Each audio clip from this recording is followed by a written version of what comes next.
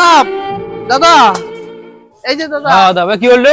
দাদা আপনার বেশি না 1850 টাকা দাদা, আমি চলে যাবো দাদা, একটু দেন দাদা। এখন বিল হবে না, যদি পরে যায় এখন বিল হবে না, এখন ব্যবসা করার সময় ব্যবসা করি এখন আপনি ইচ্ছা করলে দিতে পারেন দাদা। এখন বিল হবে না তো, বললাম তো এখন বিল হবে না, আপনি পরে যান দাদা, একটু বিষয়টা দেখেন দাদা। এখন হবে না তো, এখন ব্যবসা করার সময় আমি এখন ব্যবসা করব।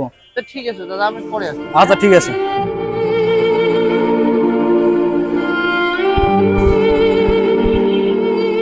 ভাই আসসালামু আলাইকুম।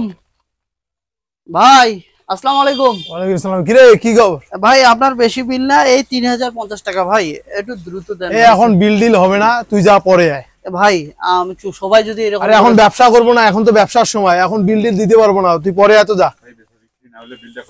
ভাই আমি একটা কথা বলি, আপনারা যে আচরণগুলো করেন, আসলে ওষুধ কোম্পানিতে যারা চাকরি বাকরি করে ভাই, এগুলো সবাই কেউ না কেউ ভার্সিটি থেকে পড়াশোনা করে, বিভিন্ন পাবলিক ভার্সিটি থেকে পড়াশোনা করে, পরিবার এবং সমাজের কথা বিবেচনা করে তারা কিন্তু ভাই এই কোম্পানিতে চাকরিগুলো করে।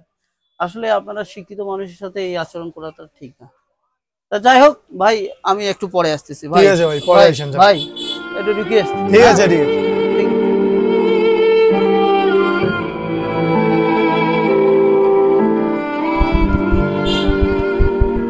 ভাই ভাই গাড়ি দাঁড়িয়ে আছে ভাই, দেন টাকাটা দেন ভাই, চলে যাবো ভাই।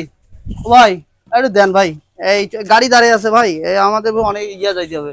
তোর ওষুধ ধরি যা, তো তোর কাপা কাপি আমার ভালো লাগতেছে না, তোর ওষুধ ধরি তুই চলি যা, তোর ওষুধ লাগবে না আর আমাদের। ভাই এটা কোনো কথা বললেন? লাগবে না ভাই, যা। বারবার আসতেছে বিলের জন্য ভাই। ঠিক আছে ভাই, ভালো থাকেন।